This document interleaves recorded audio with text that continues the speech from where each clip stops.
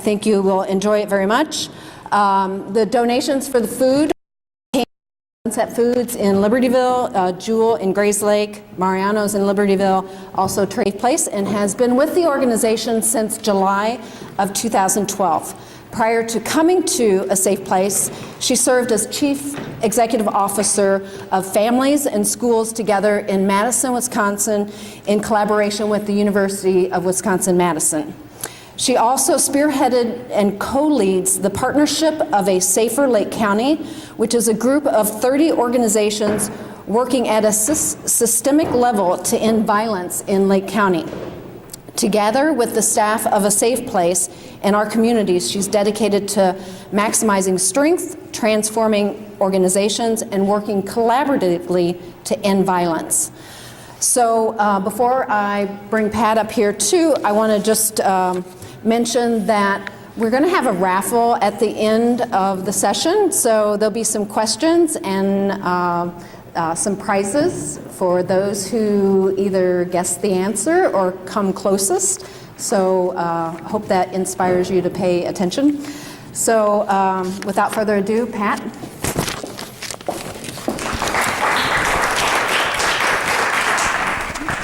We have to do the change of guards here, just a little bit. Can you hear okay? All right. Well, first I want to say thank you to this committee that put this event together, which is the Prairie Crossing Planning Committee. They are a small but a very mighty force, and that includes Ellen Winnick, Ellen Roman, Annie Ice, Erin Cummingsford, Elizabeth Martin, and then of course, Deidre Schwartz. So thank you, everyone. So if you're wondering, why we're here tonight, we really have 3 goals to accomplish. One of them is we want to break the myth of domestic violence and the beliefs that sometimes are out there.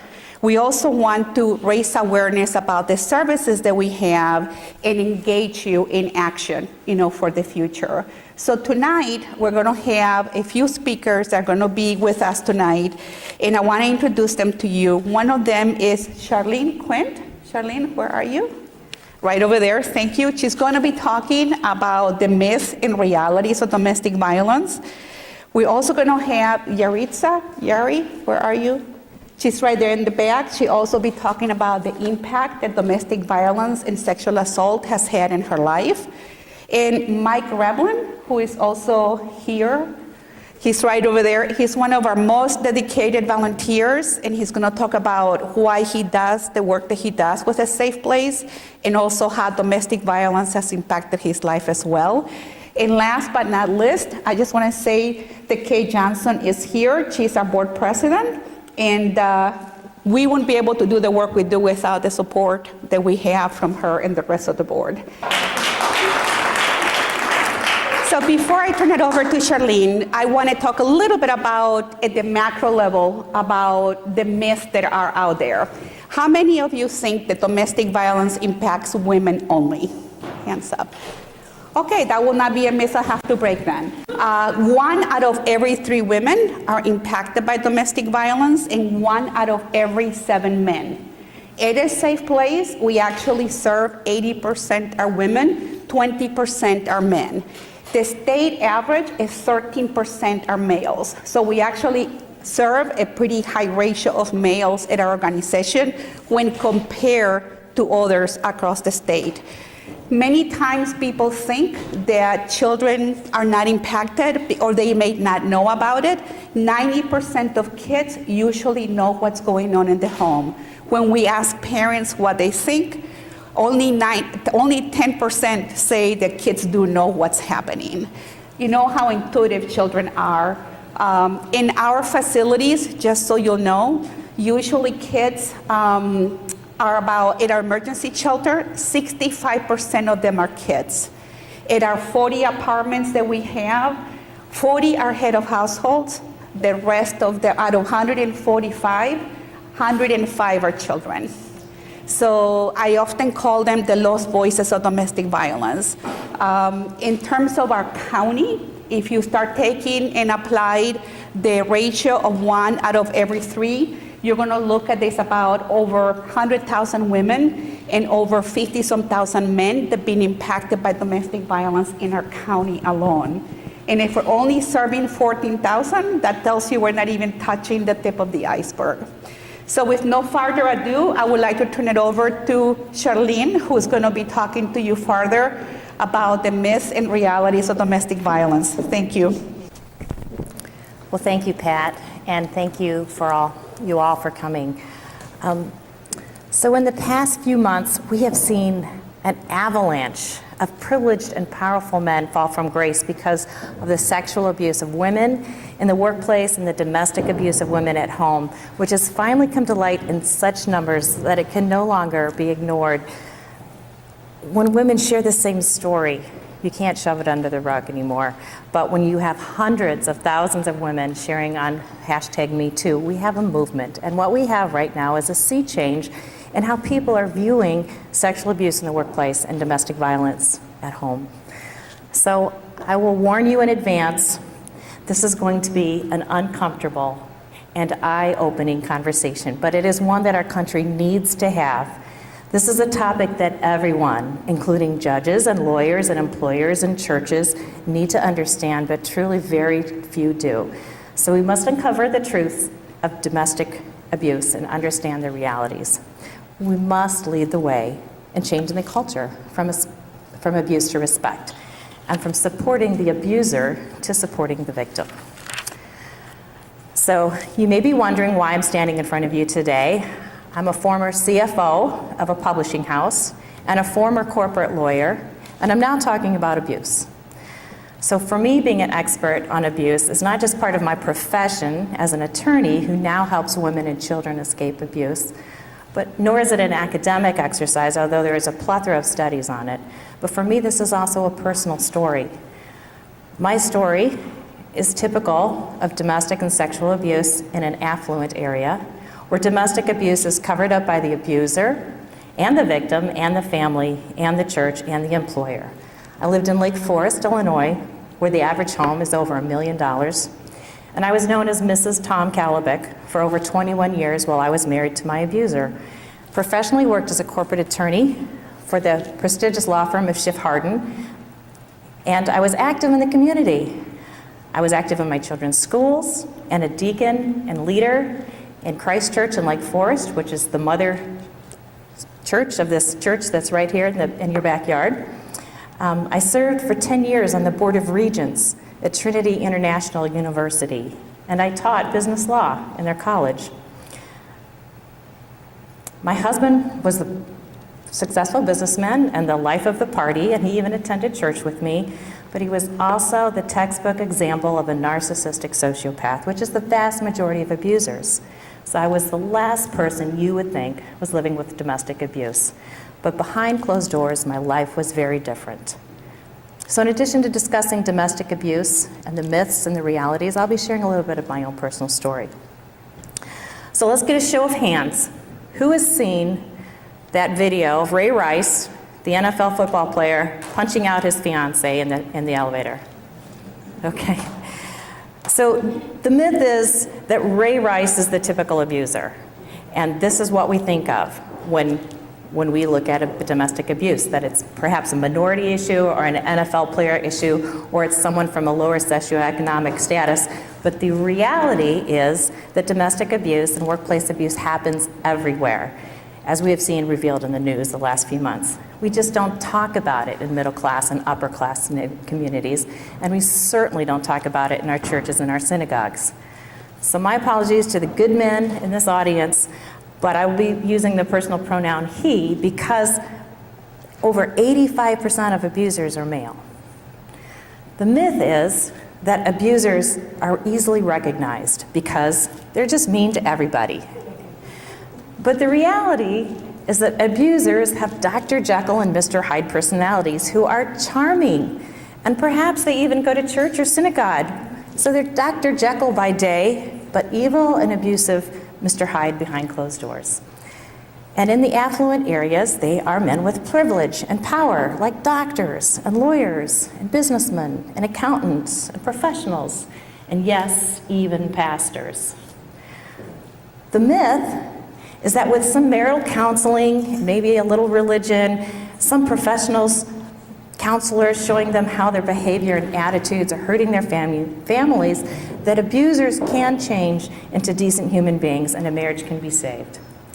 But the reality is that abusers consist of those with cluster B personality disorders, of narcissistic personality disorder and antisocial personality disorder, from where we get sociopaths and psychopaths.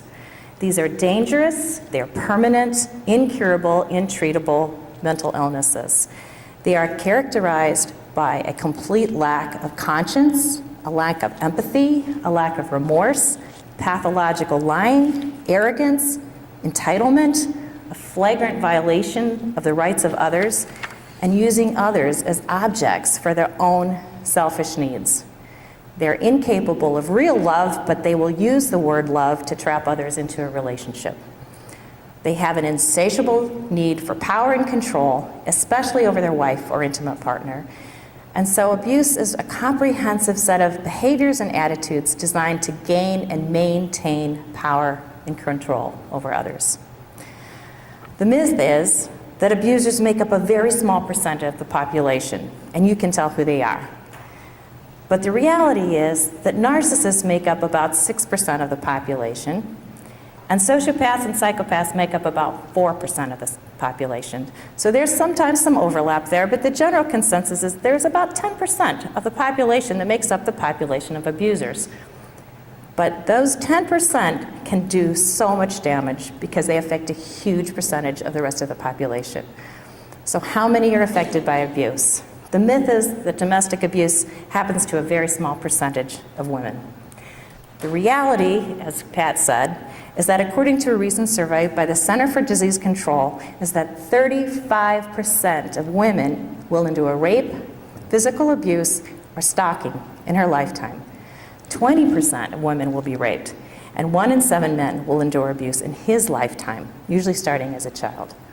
50% of the children of abusers will themselves become abusers, and the vast majority of the other half of those children will end up marrying or becoming a partner of abusers.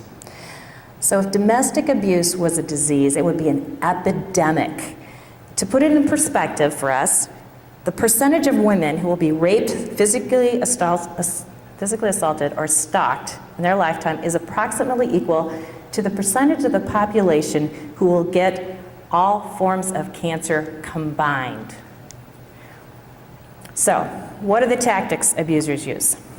The myth is that unless physical abuse is used, that kind of hitting that Ray Rice is known, there's really no domestic abuse. But the reality is that there's essentially 5 different types of abuse. And most abusers use all types of abuse. First, the emotional and verbal abuse is prevalent in 100% of abusive relationships.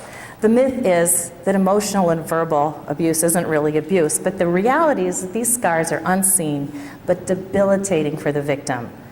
So emotional abuse includes bullying and name-calling and raging and lying and gaslighting.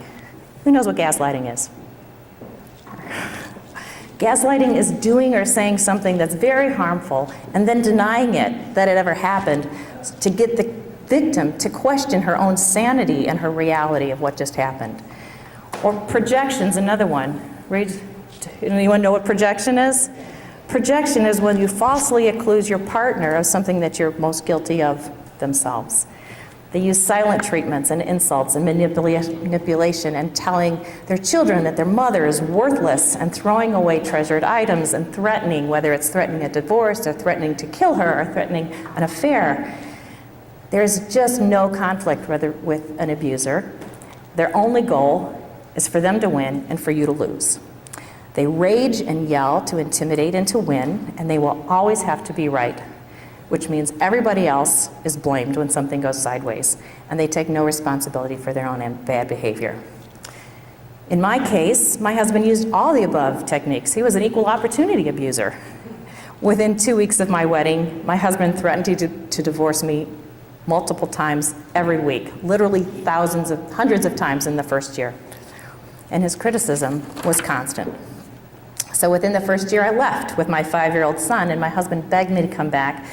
And though I was reluctant to return, like the flip of a light switch, he acted nice again, like he had when we were dating. So I didn't realize at the time that false apologies and a temporary change of behavior and begging a victim to return is just part of that cycle of abuse that keeps a woman in marriages like this. And when his good behavior continued, I thought the horrible past was behind us, and so I agreed to have children. But after the children came, the abuse returned, and I didn't know at the time that abusers use children to keep women in relationships too. The last thing a woman wants to do when she has a child is to give up that family. And abusers know that. And so once a woman has a child with an abuser, he knows he can do nearly anything to her and she will stay for the children.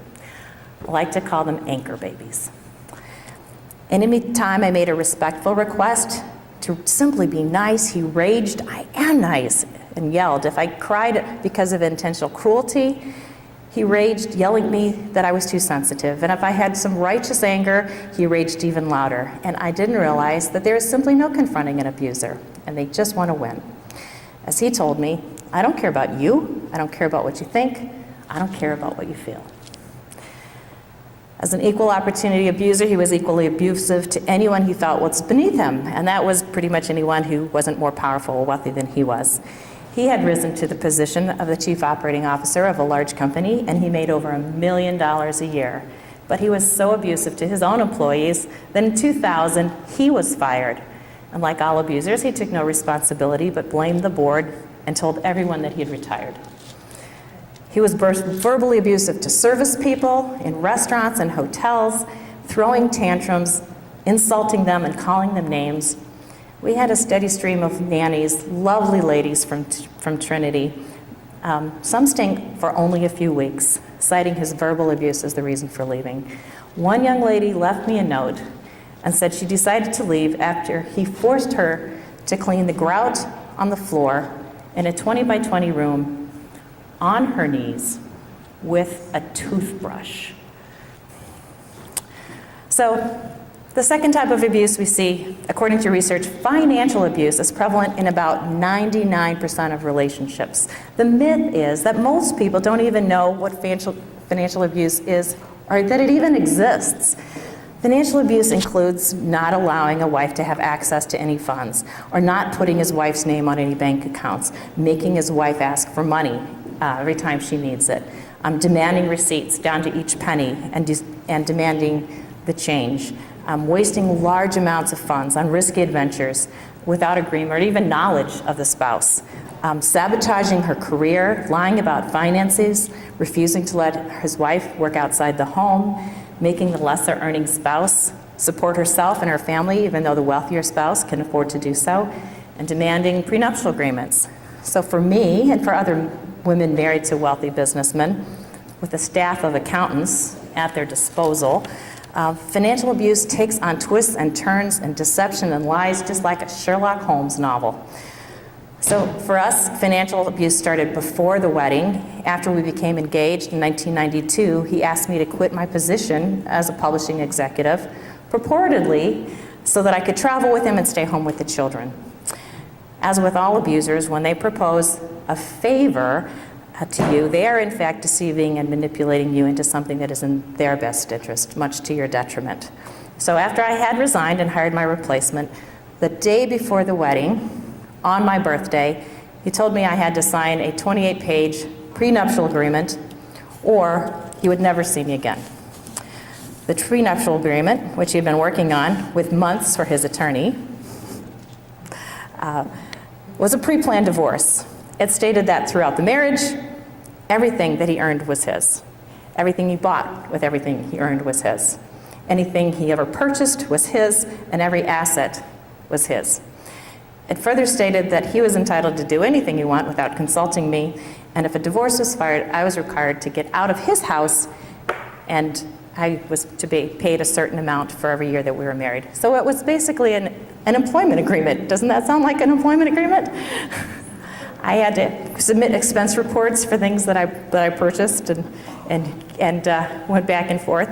So I was devastated, and I didn't want to start a marriage like that, but I had a 5-year-old son from a previous marriage, since I had to quit my job, now I had nothing to support him with. So I signed the agreement and hoped for the best, which of course was exactly what he was hoping for.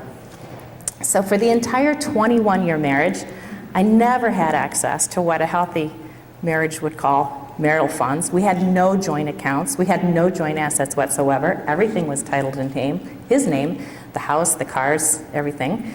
So I decided to go to law school to support my family and start my own nest egg. So I took out nearly $100,000 in student loans, and once again, he offered me a favor. He would pay off my student loan, but I had to repay him. And so he took the money out of my small monthly allowance every month, and when I had finally repaid my loan to him 8 years later, he claimed he had no recollection of our agreement. And he continued to take the money out of my small monthly allowance for the remainder of the marriage. And although he had a net worth of $22 million, after paying for childcare, my monthly allowance was exactly zero. So I spent my entire check supporting the 6 of us, and while he added to his net worth. So at the end of a 21-year marriage to a multimillionaire, my nest egg was zero, just as he planned. And like a Sherlock Holmes movie, true characters and motives become really clear after one discovers the pieces of the puzzle. What I discovered while digging through some files in the basement and checking county records and talking with his former wife, that he had been lying and scheming for over 40 years. He had lied under oath to his previous wife in a deposition about real estate that he had hidden in a trust. And then he lied to me when he claimed that he had filed for divorce from his first wife, when in fact she had filed for the divorce for the same reasons that I later did. And I discovered that his financial statements to me, included in his 1992 prenuptial agreement, were falsely inflated by millions of dollars. And of course, his financial statements presented to me in 2012 during the divorce were falsely deflated by millions of dollars. And so his net worth at the ending was even less than it was at the beginning. So during the divorce, just as he had planned all along, he argued that his own 28-page prenuptial agreement was unenforceable and that he had accumulated zero assets during the marriage, and under Illinois divorce law, I could have half of zero. So, according to research, physical abuse is present in 98% of abusive relationships. The myth is that physical abuse is limited to hitting and weapons and burns and shoving down the stairs and other unwanted physical contact, but the reality is that many affluent abusers are too smart to leave a bruise on their wife. So they inflict other forms of physical abuse, such as withholding medical treatment, or withholding medications, refusing to take their wife to the emergency room for illnesses, or giving birth, pushing them out of the cars miles from home, shoving or grabbing or shaking them, or throwing objects, or knocking down doors, or spitting on them. So in my case, one of the ways my husband would show he was in control was by refusing to take me to the emergency room. And instead, he would go shopping on his errands for hours with me, writhing in pain in the back seat in pain, whether it was for the birth of our 2 children or during my painful bouts of diverticulitis, which I had developed from living in constant stress. So after he would drop me off at the ER, he would continue with his errands while I spent several days in the hospital. But one of the most traumatizing events came in December of 2002, when our children were about 4 and 7. My law firm, Schiff Hardin, hosted a holiday party, and my managing partner asked me to drive a very intoxicated guest home who lived in the Chicago area. So I drove home our overserved guest in his car, and my husband followed behind me in his car. And after I dropped him off about 2 a.m., I got in my husband's car, and he exploded in a rage that I had never seen before. So I was terrified. He was escalating by the second, and he was out of control. So at the next stoplight, I got out of the car, hoping that he would calm down, come to his senses, and ask me back in the car, and we could drive home. But he didn't. He sped away and left me 35 miles from home in Chicago at 2 a.m. in a gang-infested neighborhood with no coat, no cell phone, no money, no credit cards, with only an evening gown on. The fourth type of abuse that we see, according to research, is that sexual assault takes place in 68% of abusive relationships. The myth is that if it's in a marriage, sexual assault can't even exist because they've consented once and for all at the altar. And sexual assault, defined as forced vaginal, oral, or anal sex, the reality is that sexual abuse goes hand in hand with domestic abuse because these people, with their dangerous disorders, view other people as objects that they can use and take control over.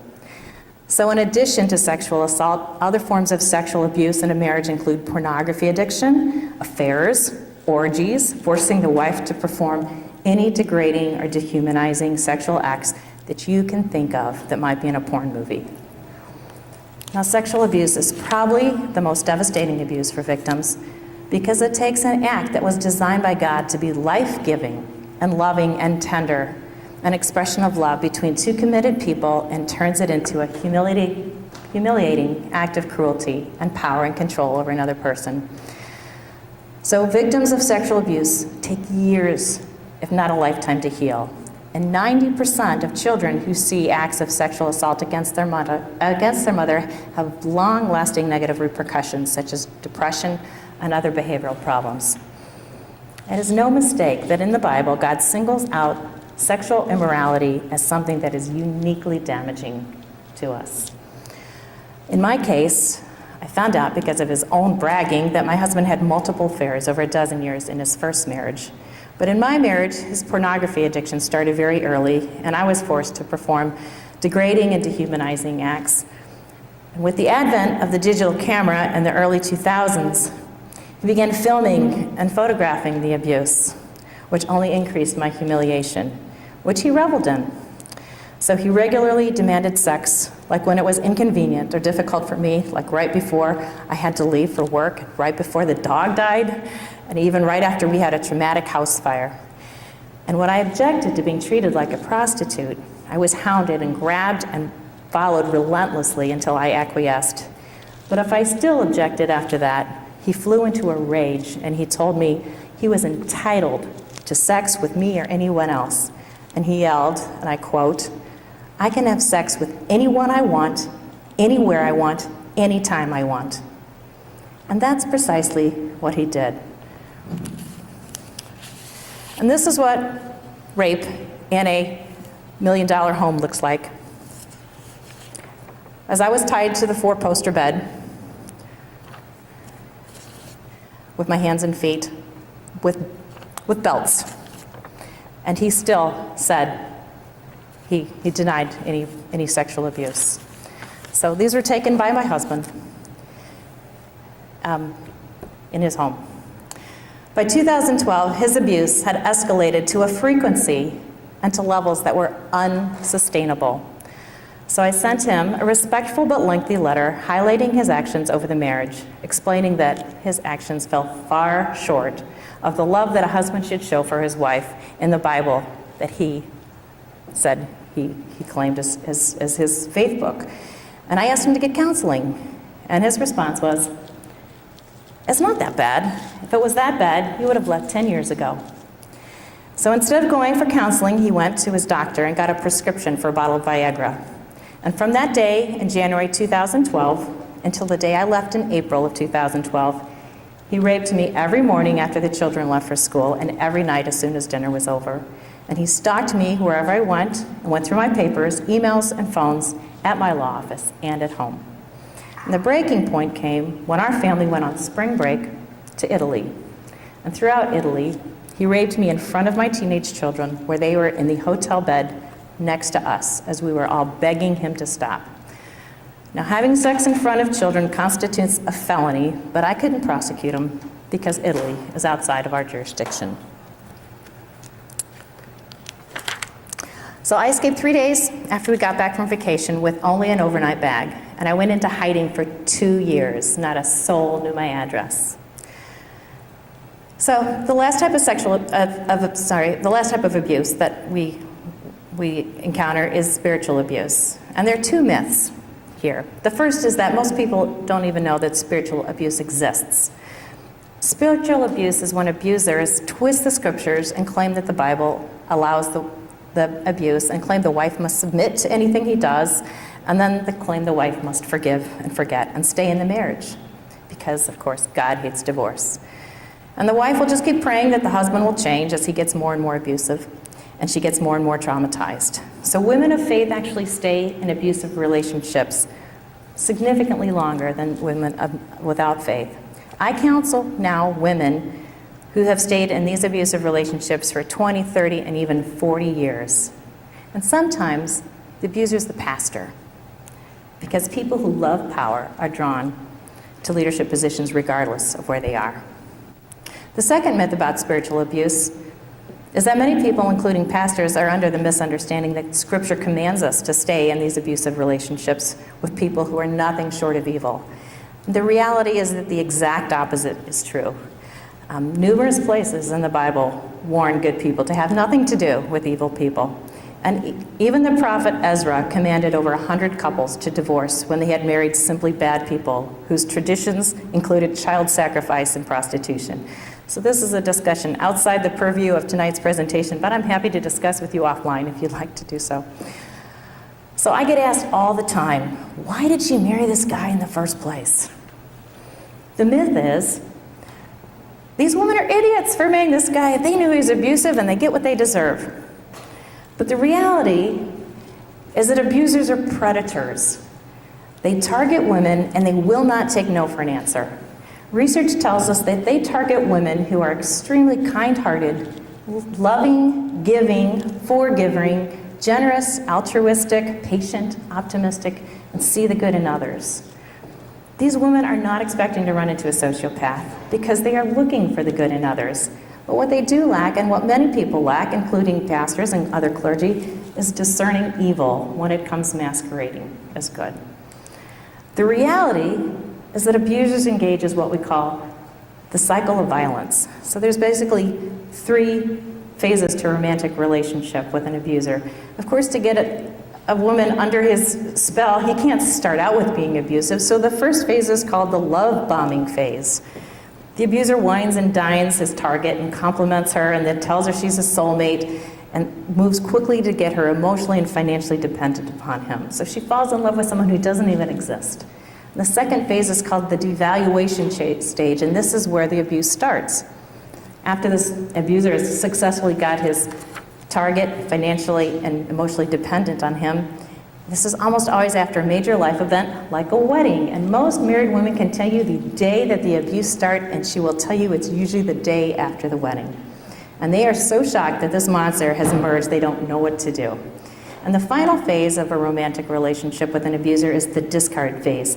After a woman leaves, she is usually distraught, and she does so with a great deal of sadness and grieving. But on the other hand, because abusers are incapable of love, the abuser discards his wife with as much emotion as he would discard a kitchen appliance, and then replaces with a new one. So what can a woman expect when she stays? The myth is that abuse decreases over time and that the abuser will get older and wiser and gentler. But the reality is that abuse thrives in silence, and abuse always escalates if there are no consequences imposed by someone or something more powerful than he is. As the abuser crosses boundary after boundary and finds out that he is still in power, he is emboldened to cross yet another boundary and another. And Bill O'Reilly and Harvey Weinstein and Matt Lauer and Rob Porter were sexual predators for decades until someone more powerful than they were said no more. The myth is that domestic abuse is a private matter and doesn't affect our communities, but the reality is that even if she doesn't suffer from broken bones, nearly every woman and her children in an abusive relationship suffer from post-traumatic stress disorder, from years of trauma. The longer she stays, the more the abuse escalates, and our country spends $8.3 billion every year in higher medical costs and lower productivity, specifically due to domestic violence. So another question I get asked all the time, why do women stay in an abusive relationship? Why doesn't she just leave? The myth is if it's so bad, she would just leave. And if she didn't, it can't be that bad.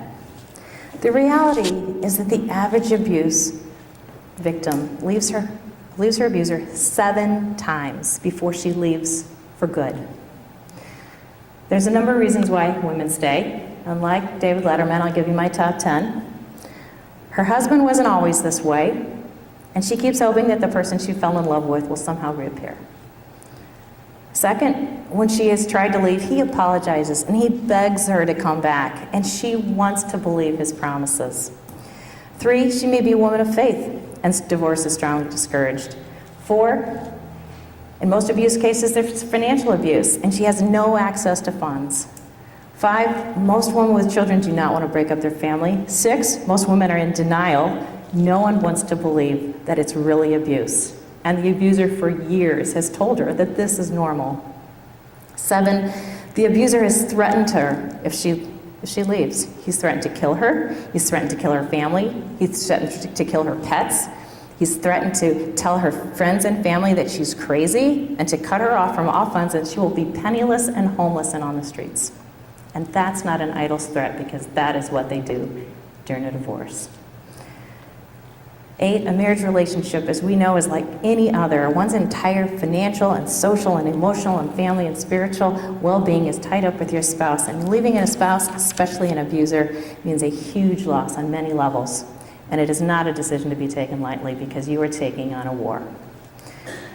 9, women are actually trauma bonded to their abuser. When a woman is physically intimate with someone, her body makes a hormone called oxytocin, which forms a strong bond to the person she's intimate with, even if he is toxic. So oxytocin is also called the cuddle hormone. It was designed to super glue marriages together so that couples could withstand the ups and downs of marriage. But in an abusive relationship, it emotionally super glues a woman to her abuser. And finally, when a woman finally leaves, it's usually because the abuse is now escalated and is now directed towards her children. And the mama bear comes out, and she takes action to protect her cubs. So, what can a woman expect when she finally leaves? The myth is that when she finally leaves, the abuse will stop.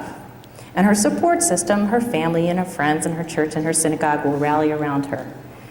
The reality is far different. In fact, most will rally around the abuser. Even if a woman leaves a marriage, the abuse will never end and will in fact escalate.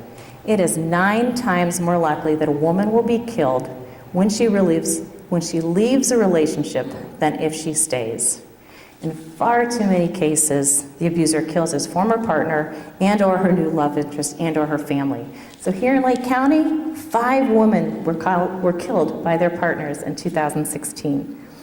And so far, in 2018, in Lake Forest, Illinois, where I lived for 20 years, a man shot and killed his former girlfriend, who was a dentist, and then committed suicide. And 3 days later in Highland Park, a man stabbed and tried to kill his girlfriend.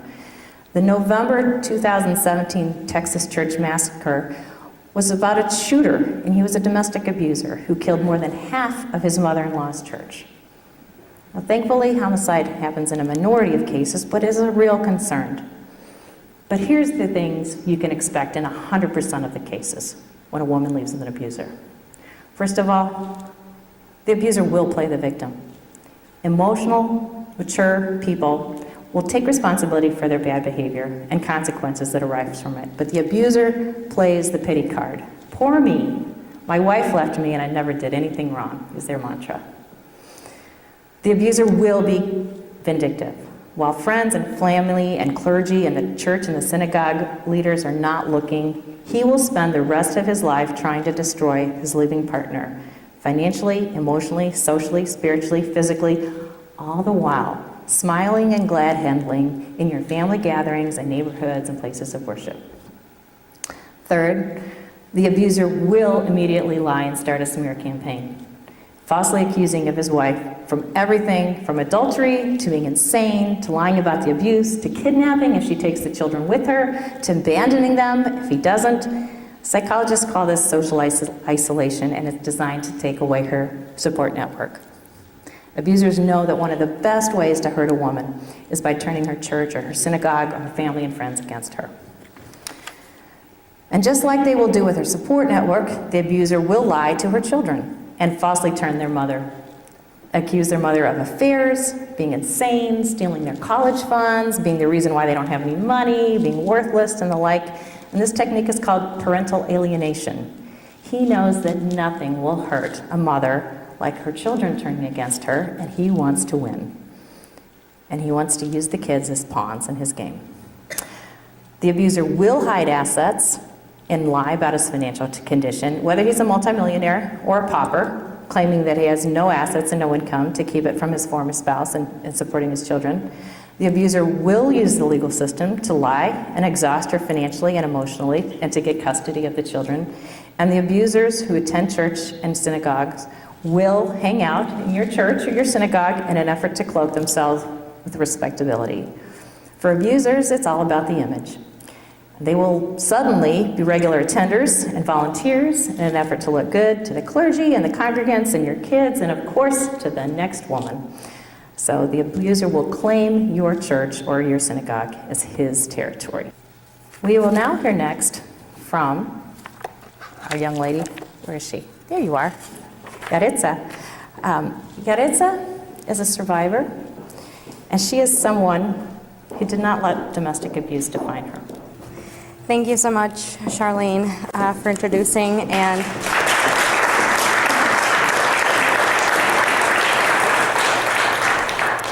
so, as she mentioned, my name is Yaritza Roman. I'm going to talk a little bit about what I experienced and what I've been going through in the past couple years. On July 20th, 2016, my life was turned upside down. The person I looked at in the mirror was a stranger to me. He came in the middle of the night to simply take a few minutes of my time to talk about us. But when he left, he took a lot more than just a couple minutes of my time. I had no strength to live. I saw no color in anything around me. Everything became gray and dull. That night, I became a survivor of sexual assault. I went to bed that night a secure, happy young lady in my beautiful home with my son, sleeping in the next room. He woke me up all of a sudden and took with him what was me. Yaritza died that night.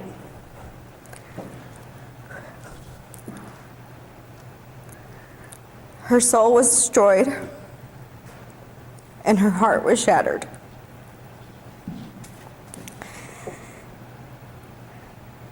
After he left, I couldn't determine which pain was greater, my physical soreness or my heart and soul. I will never forget his words that haunt me every day. When he finished, he said, "Well, that was a little fucked up, wasn't it?" I didn't answer. I didn't know what to say or how to feel. When he left, I became ill and felt filthy and worthless. When the police arrived, my house became a crime scene. All I knew what to say. When the police officer asked me, all I said was, "It was my fault. I didn't lock the back door. I should have checked it beforehand."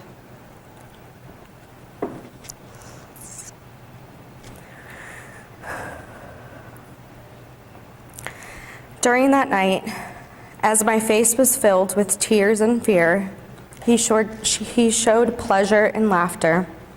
As I begged him to stop, as I scratched, kicked, and pleaded, he did not care.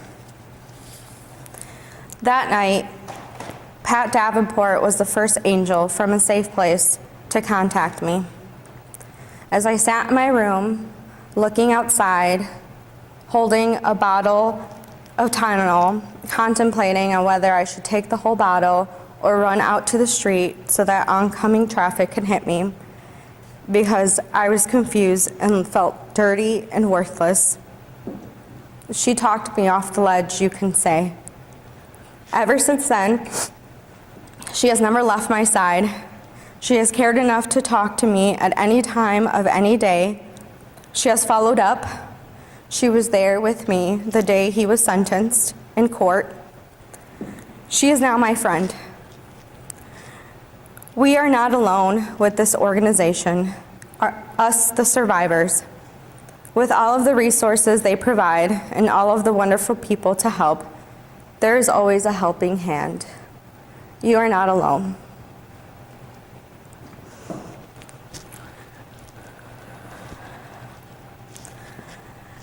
Talking a little bit about where I am now. I realized after the case, and with some time now, I realize why victims don't speak up. They get bullied and criticized and called a liar and called many ugly names, and they're not believed because the abuser makes up this whole story on how they didn't do it. And as Charlene said, many of the abusers, as my son's dad was, is they manipulate people and they flip around the story and blame it on you. So today I still get bullied on Facebook. I still get called names. I still get treated very badly for it. But you know what? That's okay. Because I'm not gonna be another statistic or another victim of sexual assault and domestic violence who stays quiet. I am now an advocate for survival. I am my son's example of courage and strength. It would have been much easier to have given up or not fought for myself, to have maybe even killed myself or not dealt with it. But with the help of Pat and a safe place and all the loved ones around me, I stood up for myself. I stood up for my son and for all the women that I know, because I said no more. No more to violence, no more to victimization, and no more to fear. So let's all stand up for our survivors and let's not be another statistic. Let's keep the conversation going.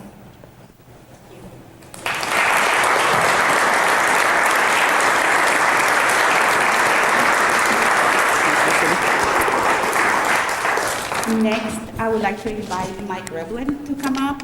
And while he comes up here, I hope that you can see how domestic violence can happen to anyone. It happens to the young, mid-age, older. It happens to the wealthy, middle class, and the moderate risk population. It happens to everybody. And my first case that I ever had when I arrived at a safe place about 8 years ago was an 80-year-old woman who was in front of a judge shaking like a leaf because she was trying to get an order of protection against her 80-year-old husband. She had been found in the basement, chained and naked by her son because she hadn't been in. She's very happy today, living with her son. But as I saw her, I kept thinking this could be my grandmother and I wouldn't know it. So I hope that if you keep in mind that it's 1 out of every 3, 1 out of every 7, that has really changed the way I look at a room or a store, like when I'm at Jewel and I see all these people out there and I start thinking it's 1 out of every 3 women, 1 out of every 7 men in that place. We just never know what goes on behind those doors. So with that, Mike. Hi, thank you. I'm Mike Reblin, and I thank you for sharing this evening with us. I'm at a point in my life and fortunate to be able to give back to the community and to a cause that is very close to my heart. I initially volunteered at a local hospital. It was fun, it was social, and it filled my day. Yet at the end of the shift, I wasn't fulfilled. I wasn't making a difference. I was a cost-saving number, boosting the profit margin of the so-called not-for-profit organization. My aha moment came 2 years ago It was a Friday afternoon, and after my shift had ended, and I went home feeling blah. I sat down and grabbed the Daily Herald. I opened it, and there in front of me was a full-page article written about a safe place and about the work that it does, the work and the support. A safe place applies to help these strong, brave victors, mainly women, 20% are men, as Charlene had stated. The article talked about how state funding had been cut. We do live in the great state of Illinois. The article talked about how in 2015, a safe place served 18,000 people, and in 2016, due to lack of funding, a safe place served 16,000 people. I sat there and I thought, where did those 2,000 people go? Where did they go for help? Did they go back to their situation? Did they have no choices? I knew right then I needed to get off the sofa and call a safe place. I needed to be part of this movement, this change. Otherwise, I would fall into my familiar role. I'm too busy, it's too far away, someone else will step forward. Will I really make a difference? I made that phone call. I made that phone call, and I have been appreciated since my first day at a safe place, when I met Pat, Carmen, Renee, Sheridan, and the staff. I realized they didn't have the 400 plus volunteers like the hospital. They needed and wanted services. They wanted my services. They needed assistance. They didn't have the money. My volunteer role was and is to keep the donation rooms organized and clean. It seems trivial, right? Until I realized what an impact I have made. Now the counselors and staff can quickly find the clothing for the 4-year-old child, find clothing for the woman who needs new clothes for a job interview. The staff is no longer spending 20 minutes of their valuable time searching and becoming frustrated looking for these basic needs. Where their time should be spent, it should be spent helping these women become the victors that they are. A safe place isn't a place for a handout, though. It's not a free ride. These victors pay rent, they have jobs, their kids go to school. There are expectations and actions on their part to move forward. And they do this through the support and counseling from a safe place. They come to a safe place for a fresh start, to seek shelter and assistance, for a jump start. It wasn't their fault. They didn't ask for this. They didn't want to end up at a safe place. They wanted a life that they thought that they had was a good life. And it's not easy. We need you. I need you. Donations come in weekly, daily, and they need to be put away and organized so the staff can continue their valuable work. There are projects such as replacing flooring, painting, maintenance work that need attention. Not long ago, a safe place had to lay off staff and cut services. The state had not sent them a funding check for nearly a year. They didn't even have money for folders. So these valuable services were cut. On the backside of this, 8 years ago, I lost a 28-day-old healthy grandchild.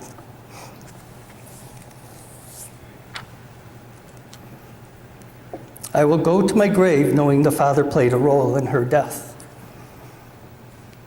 One night, my daughter finally approached him because she had wanted the truth about what had happened that night.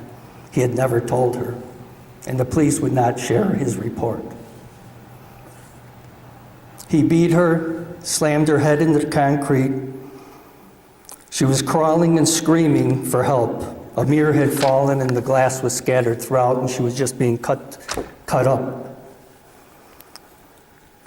She continued crawling, and luckily a neighbor heard her and called the police. My wife and I were in Colorado hiking a 14,000-foot mountain in honor of Mia, our granddaughter, when we got the call about what had happened. Arriving home, I will never forget opening the bedroom door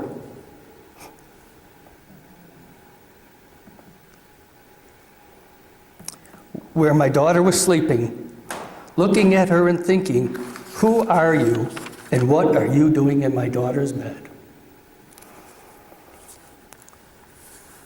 It hits everybody. It hits the person victim, it hits the families, it hits friends. It spreads like wildfire. I think we realize our culture has to change. There is movement. Behind 80% of this domestic violence case is a man. In many ways, this is a male issue. As a man, I'm asking every man here to take a stand. Be a role model for your community, your family, your children.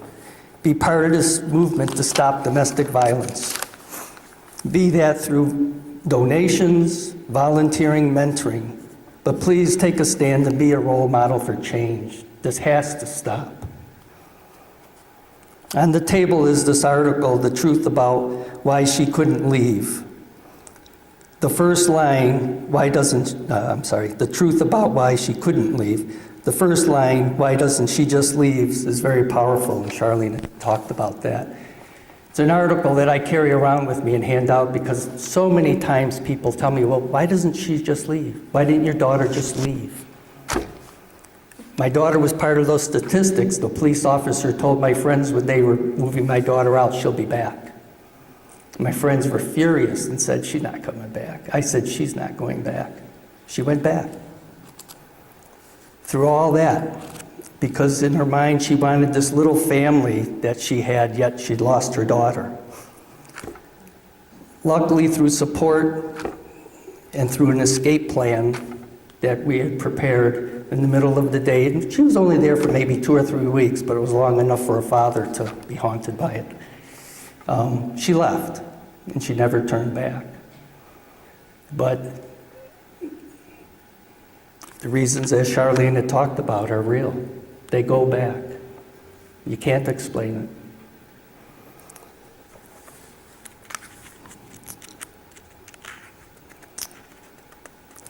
I'm at a safe place today and talking to one of the counselors, and there are needs, and currently the big need is we need shower liners. We don't even need the shower curtains. We would just like the liners, so the the families can take showers and not worry about this, or spend the money that they don't have. Understand, most of these women, 80% are women, come with their children with the clothes on their back and they have nothing. They come to a safe place and they get the basics. We have pots and pans and, sheets for the beds and pillows and that. And that's what they start their life with. It's a new beginning. And it's tough, but they're very strong women, the strongest women I know, and very brave, and the bravest women. But they need help. They just want to start. We need bath towels, hand towels, full and queen size sheets. Pots and pans go quickly. They want to cook, they have to cook food for their children, for themselves. I thank you all for coming. There's a card on your table, and please fill it out before you leave. We'd like your ideas.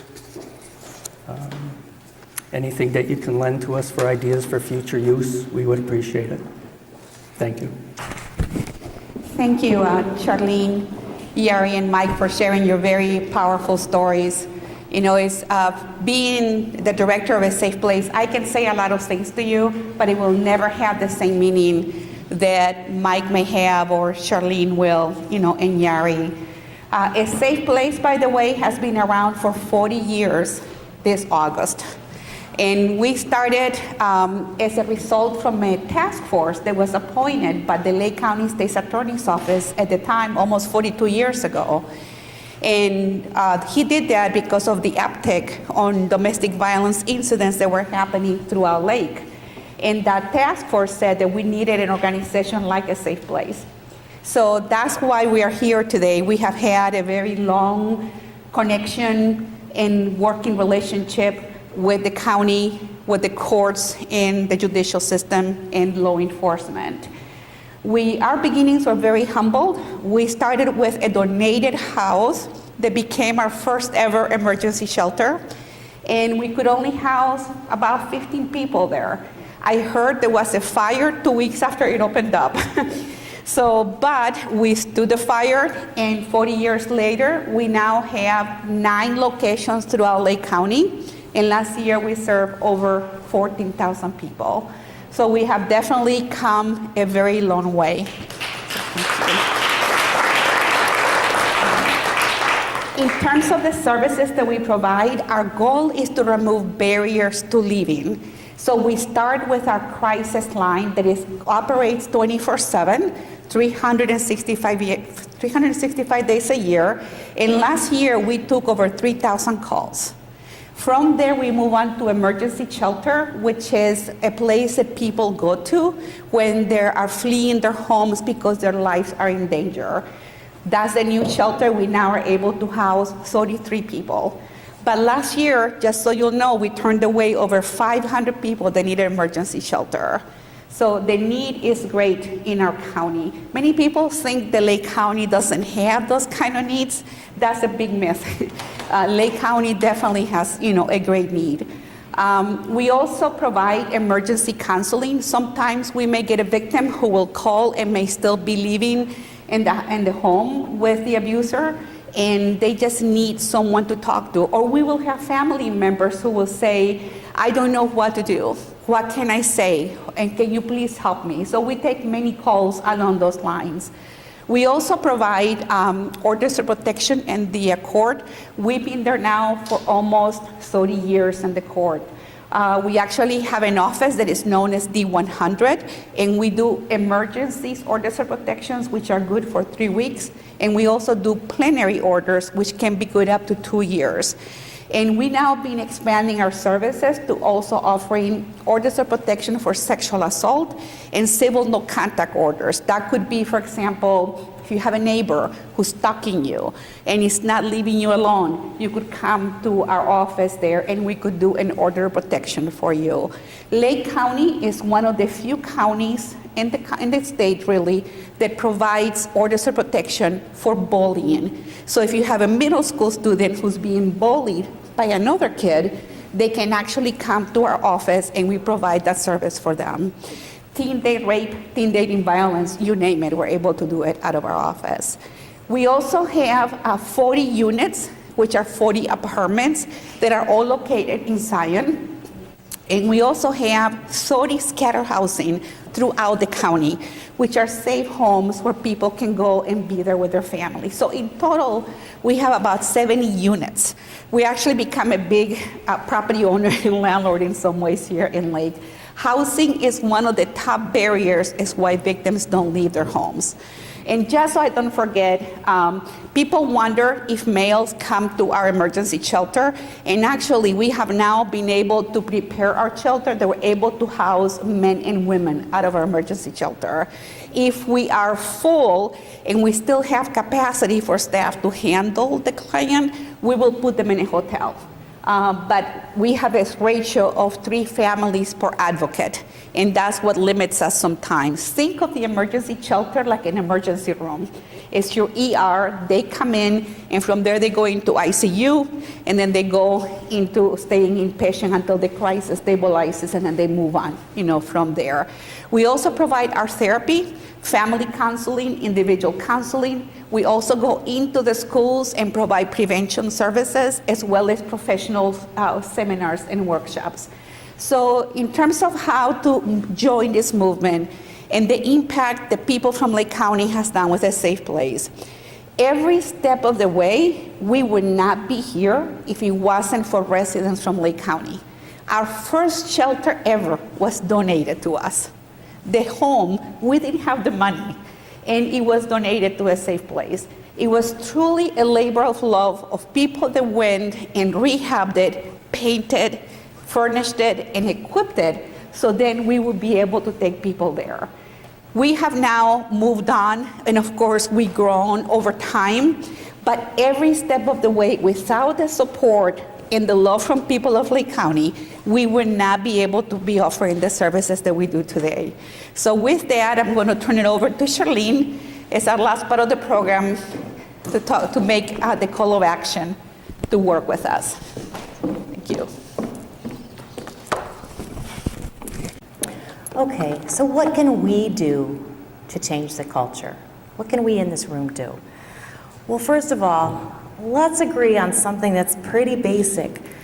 I always like to say there is good and evil in the world, and abuse is a real issue. And let's just agree that abuse is evil, and we need to be on the side of good. So second, we can stop blaming the victim. When a woman comes forward to an employer or a pastor or a shelter or a policeman with the truth of the abuse, she has been traumatized, and critics will automatically attack the victim, claim that she is lying, and then claim that if the abuse was real, she should have pressed charges. The reality is the vast majority of rapes don't even get reported. Most abuse takes place behind closed doors, where there's no evidence, no videos, no photos, no documentation, and the first thing a rapist or an abuser does is deny or claim that it was consensual. So even if a rape is reported, prosecutors often cannot prosecute because there's just not enough evidence beyond a reasonable doubt. And also, when there's a gap of time between the time when the rape is reported and they go to the prosecutor or the judges, they just refuse to take action. The normal woman who tries first to get her spouse to undergo counseling before taking legal action to protect her family and then blowing up her family is again blamed for not coming forth sooner. So the statistics are, and the myth is that you would go and get it reported and prosecuted, but the statistics are, the reality is that out of 1,000 actual rapes, only 310 are actually reported. Of those, only 57 lead to an arrest. And out of those, only 11 get referred from the police department to the prosecutor's office. And out of those 1,000 rapes, only 6 lead to incarceration. That means 99.4 rapists go unpunished. Third, employers need to set an example for the rest of the country. They need to check the history of sexual abuse and domestic abuse and background checks, and I believe that that's going to disqualify most people from a job. Fourth, judges and lawyers should know the signs of abuse and know that abusers use the court system to further emotionally and financially abuse the victim, and we need to hold abusers accountable. Fifth, churches and synagogues need to be on the leading edge of this and be an example for the rest of our country. It is a sad commentary on the church and the synagogues when Hollywood and television and even Washington, D.C. has more moral background than a church who should stand in a position of moral authority.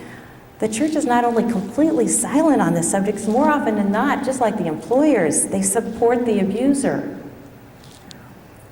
6, we can each take personal responsibility and teach our children to take personal responsibility, just to do the right thing. Like, let's teach our young men to be honorable and to be gentlemen and to have a code.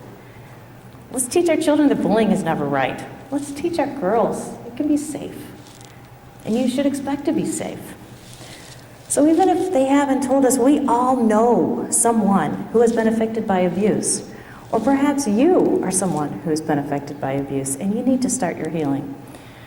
We must recognize that in our communities, and schools, and places of worship and work, they are full of the walking wounded who need our love and compassion, not our judgment.